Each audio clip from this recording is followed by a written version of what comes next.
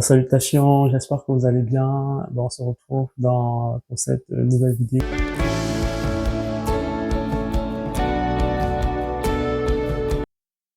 Et lorsqu'on comprend comment est-ce que donc l'arbre se nourrit et comment est-ce que l'arbre arrive finalement à produire son fruit en sa saison, on peut accéder en fait à la compréhension du passage d'une parabole d'un enseignement que Jésus nous donne dans le livre de Luc, Luc chapitre 13, versets 7 et 8. On va le lire ensemble.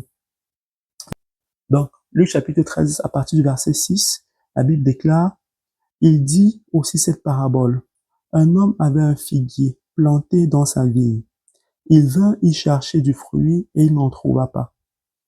Verset 7. Alors, il dit au vigneron, voilà 3 ans que je viens chercher du fruit sur ce figuier et je n'en trouve pas. Coupe-le. Pourquoi occupe-t-il la terre inutilement? Verset 8. Le vigneron lui répondit, Seigneur, laisse-le encore cette année, je creuserai tout autour, j'y mettrai du fumier, peut-être à l'avenir, verset 9, peut-être à l'avenir, il donnera-t-il du fruit, sinon tu le couperas. Et dans un passage que vous avez déjà probablement écouté, l'homme qui avait le figuier, c'est l'image de Dieu le Père. Le figuier, ça peut par exemple être un chrétien qui a donné sa vie au Seigneur. Et au bout de 3 ans, Dieu le Père s'attend à ce qu'il manifeste, à ce qu'on manifeste. Ça veut dire que, en fait, au bout de 3 ans, Dieu le Père s'attend à ce qu'on commence à manifester un certain fruit, en fait. Voilà, parce que Dieu, c'est un investisseur. Il a investi en nous par son esprit et il nous a rachetés. Il attend qu'on manifeste un certain fruit, qu'on puisse également, en fait, commencer à être des sources de bénédiction. Voilà, on peut schématiser ça comme ça. Le vigneron, c'est Jésus-Christ. Et donc, Dieu dit, voilà 3 ans que je viens chercher du fruit. Ça veut dire que peut-être que Dieu envoie des personnes ou peut-être qu'il nous place, on est né de nouveau, Dieu nous place au bout de 3 ans. Dieu nous place dans un environnement donné. Et en fait, il se rend compte que en lieu et place qu'on soit peut-être la personne qui, à ce moment-là, devait apporter la joie, devait apporter la consolation, devait encourager, devait exhorter, devait commencer en fait à enseigner les mystères du royaume des cieux, mais il se rend compte que on continue en fait de se comporter en guillemets comme des bébés spirituels. Et donc il va dire donc au vigneron qui est l'image de Jésus-Christ ici, il va dire il faut le couper en fait. Et la réponse du vigneron c'est non, ne coupons pas tout de suite. Là on voit un peu le rôle d'intercession de Jésus. Ne coupons pas tout de suite. Et Jésus se propose donc ici de mettre du fumier tout autour du figuier en question. Voilà. Dans la perspective que le figuier puisse produire du fruit.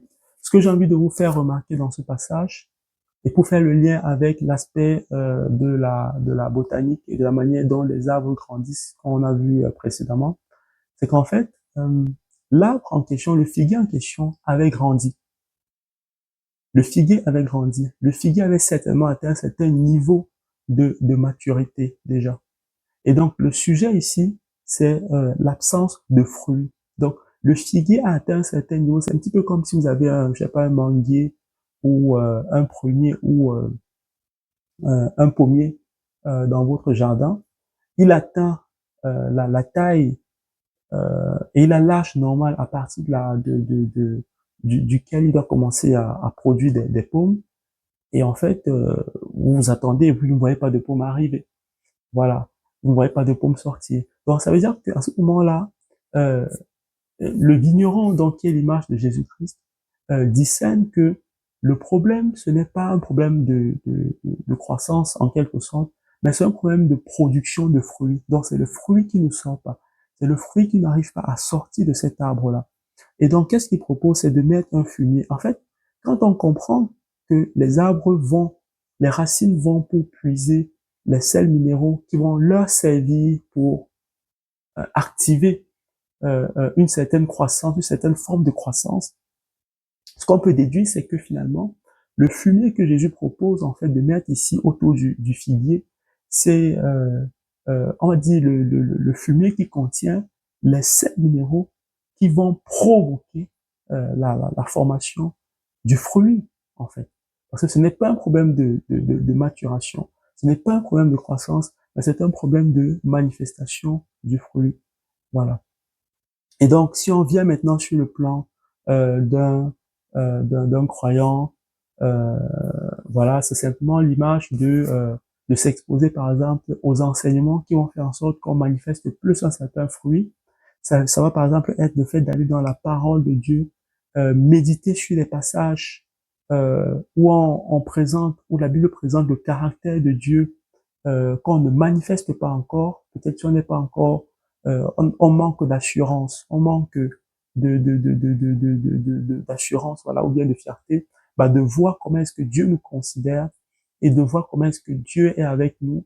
Là où on manque encore d'amour, on n'arrive pas à manifester l'amour, c'est méditer sur les passages qui parlent de l'amour de Dieu, de la puissance de l'amour de Dieu, de comment Dieu nous a aimés alors que nous étions même encore pécheurs.